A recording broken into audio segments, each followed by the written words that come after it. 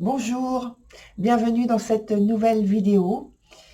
Je vous propose donc quelque chose d'un petit peu particulier aujourd'hui parce que dans cette vidéo, ce sont des défunts qui ont répondu à mon invitation de raconter en quelques minutes leur parcours de vie.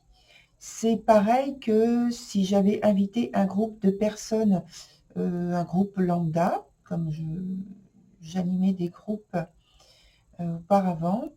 Et donc, on est amené à ce moment-là, en début de, de séance, lorsqu'on ne se connaît pas, à se présenter. Donc là, c'est le même principe.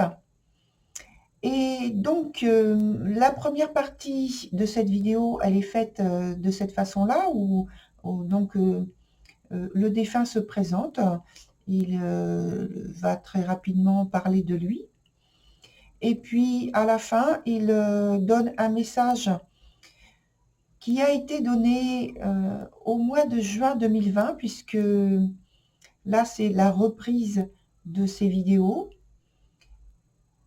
Et donc, il y a un ajout au message qui a été donné en juin 2020, qui sera accolé, en fait, en deuxième partie, très, très, très courte, parce que le message en question, c'est un message personnel qui vous était destiné à cette époque-là, juste après, enfin, on était en plein confinement, hein, rappelez-vous. Et donc là, maintenant, la vidéo donne un autre message qui est en lien avec le premier qui a été donné au mois de juin 2020. Voilà, et alors je dois préciser que lorsque ces défunts se sont racontés, j'ai pris des notes parce que c'est par écriture intuitive que tout cela s'est fait. Et donc, je m'adresse à la personne qui écoute et qui regarde la vidéo en disant « je », mais c'est bien sûr le défunt qui parle, sauf une vidéo, alors je ne sais plus pour quel signe, où je raconte en fait, mais à la fin, de toute façon, le message est donné par ce défunt quand même, hein. Et donc là, il y aura une petite transition auquel vous me verrez. Vous me verrez et où je vous dirai en fait que le deuxième message arrive juste après que je sois venue. Voilà, donc là, je voulais avoir cette petite explication, cette clarification pour que vous puissiez comprendre en fait le type de vidéo que je vous proposais. Voilà, et bien écoutez, bon visionnage et puis à tout à l'heure lors de la transition.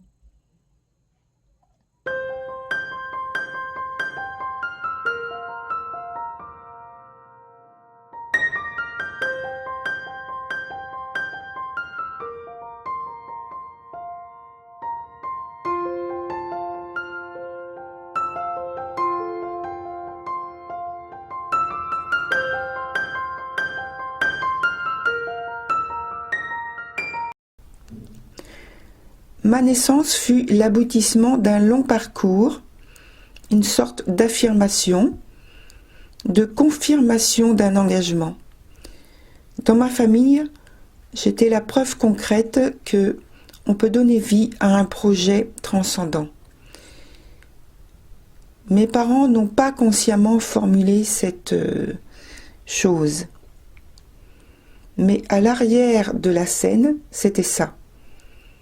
La synthèse de l'union. Et, à partir de là, tout leur a semblé possible de faire. Ils ont construit comme des rêveurs leur vie, la mienne. Je ne suis pas... Enfin, je n'ai pas de problème particulier, détaché de la sphère familiale. En m'engageant pour mon propre compte, en parlant des moyens, je ne suis pas à proprement parler un solitaire, mais j'ai beaucoup vécu seul. J'ai besoin de trouver un dénominateur commun dans la compagne que je choisissais ou chez mes amis.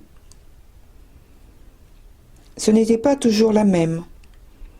Cela pouvait varier d'une personne à l'autre. Pourvu qu'un point de contact assez fort était capable de me nourrir au moment où j'en éprouvais le besoin. Très aléatoire comme situation. D'ailleurs, la qualité de ma définition me faisait souvent défaut, au début, de toute relation.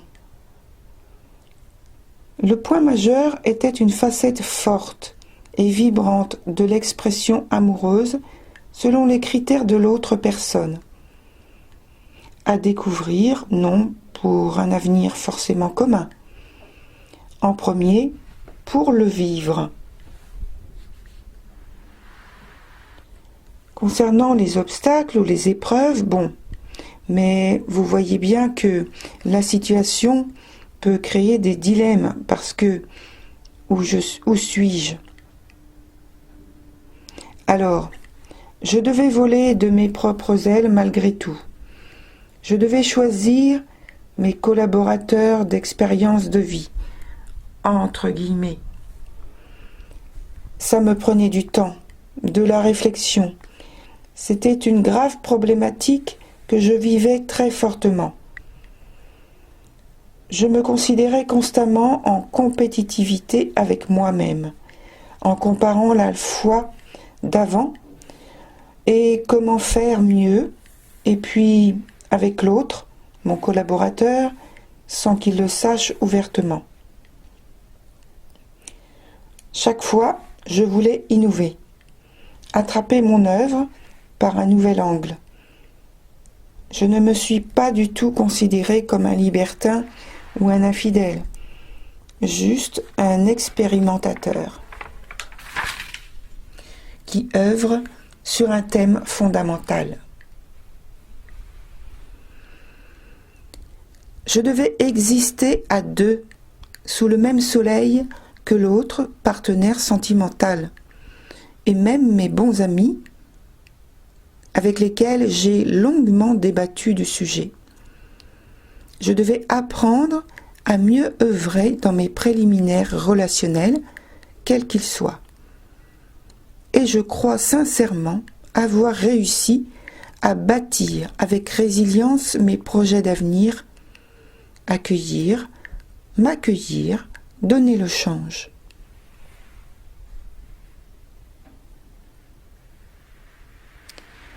Alors maintenant je passe au message qu'il donne aux personnes de votre signe. Votre actualité concerne une situation de travail dans laquelle il y a de nouveau des possibilités d'épanouissement intéressants.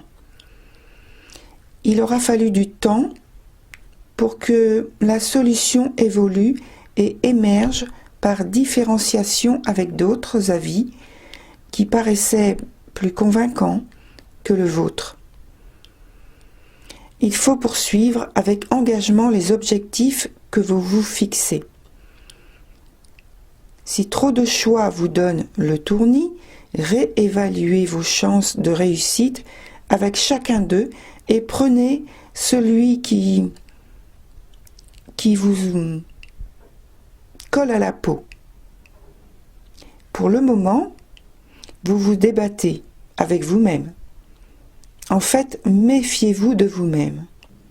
Votre ambivalence à vouloir faire plaisir tout en voulant imposer votre loi, c'est-à-dire votre authenticité pour moi, vous fait stagner dans le brouillard.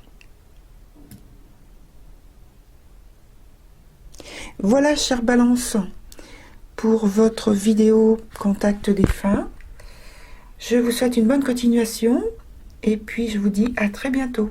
Alors voilà, me revoici pour la transition. Et maintenant, vous allez voir le deuxième message qui est en lien avec le premier qui a été donné en juin 2020. Bon visionnage. Voilà, chère Balance. Donc, comme tu peux le voir, après cette petite transition, j'ai installé les 3 cartes qui concernent le deuxième message, qui est en lien, je te le rappelle, avec le mois de juin 2020, par rapport à ce qui a été vécu à cette époque-là dans ta problématique. Je pense que tu peux voir également que ce sont 3 cartes qui ont des images assez particulières. Elles sont issues, donc, comme tu peux le deviner, du tarot, qui s'appelle African American Tarot, et donc qui est en lien direct avec la culture du continent africain, de différents pays. Donc c'est vrai que la structure de base est le tarot de Marseille, mais donc il y a la coloration avec les images de la culture en question, et puis il y a certains termes que je vais employer qui correspondent à cette culture. Donc on a 3 cartes avec la 16 qui est l'arcane de la tour, la 15 qui est l'arcane du diable, et la 8 ici qui est l'arcane de la force, la seule qui est renversée. Hein. Donc, je commence avec l'arcane de la tour, qui nous parle du fait que ce soit en lien direct avec ce que tu as pu vivre dans ta problématique particulière signalée par un défunt au moment de juin 2020. Cette carte s'appelle corruption, mal. Et elle indique qu'il y a la fin d'un cycle, qu'il y a un changement radical. Et effectivement, en juin 2020, on était dedans. Qu'il y a au niveau de l'esprit, de la psychologie qui est abordée ici, il y a une croissance. Mais c'est une croissance dans le sens où c'est une prise de conscience avec l'abandon de vieilles habitudes. Donc là, plus l'abandon volontaire, c'est un abandon autoritaire et un abandon obligatoire, puisqu'il y avait ce manque de liberté, ce manque de possibilité de créer qui a été totalement ignoré, volé, je dirais. Donc, émotionnellement, je pense que tu l'as vécu vraiment très fortement et que l'impact a été très fort, intérieurement déjà. Je ne parle pas de l'aspect extérieur de ta vie, de ta réalité, mais en tout cas, là, ici, pour moi, intérieurement, ça a été comme un effondrement. Quelque chose qui a changé toutes tes valeurs de manière radicale. Sur la suite, on a la carte du diable, l'arcane 15 du diable, où on voit que, je pense, la période de transformation qui a été initiée ici n'est pas terminée. Parce que l'arcane précédente, c'est un mouvement qui est très lent, qui peut s'étaler sur justement 3 ans environ. Hein, c'est pas une date près, c'est pas un jour près et à l'heure près. C'est, si tu veux, ça peut pas se faire sur 1 an, très lentement, mais ça peut s'étaler beaucoup plus jusqu'à 3 ans. Voilà. Après, ça dépend des circonstances de chacun et comment chacun évolue dans sa propre réalité, selon qu'il résiste ou qu'il s'adapte au changement.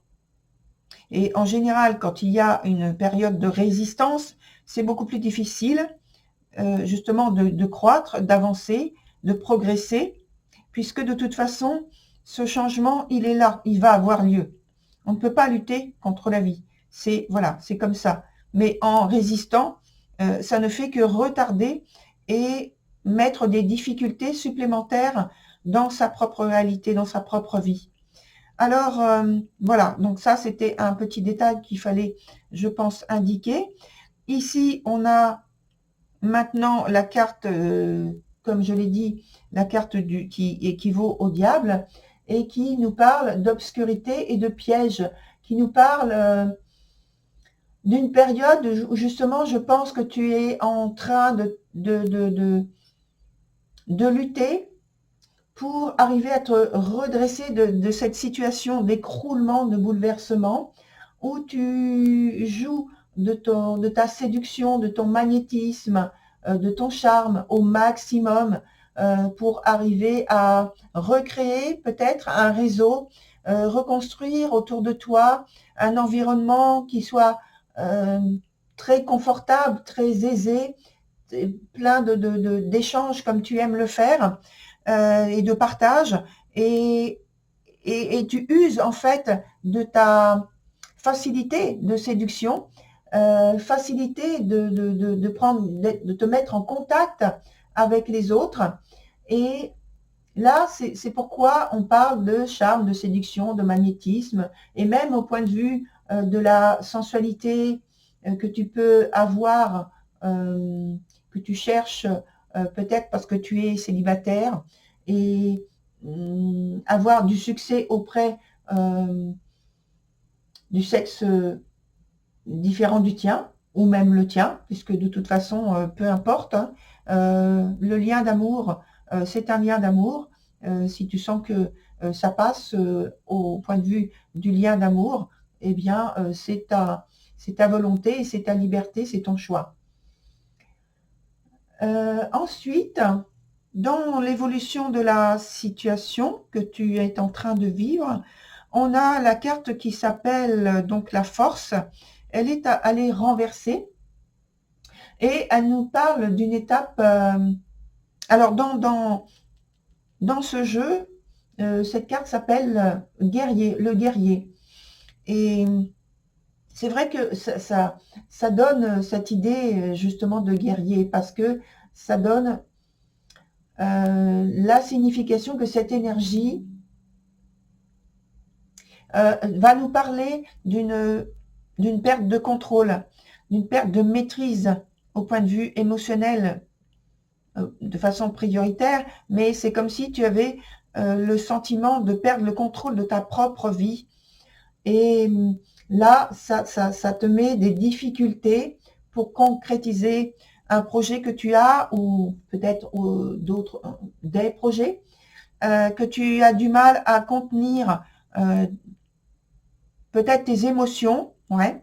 Et puis, je pense que c'est dû au fait que tu es, comme je l'ai expliqué tout à l'heure, dans la résistance. Et dans la résistance, peut-être pour pouvoir garder ou faire renaître quelque chose du passé. Or, là, les cartes te disent bien, et en plus, elles commencent par ça, c'est que le passé reste au passé. Ça ne reviendra pas en arrière.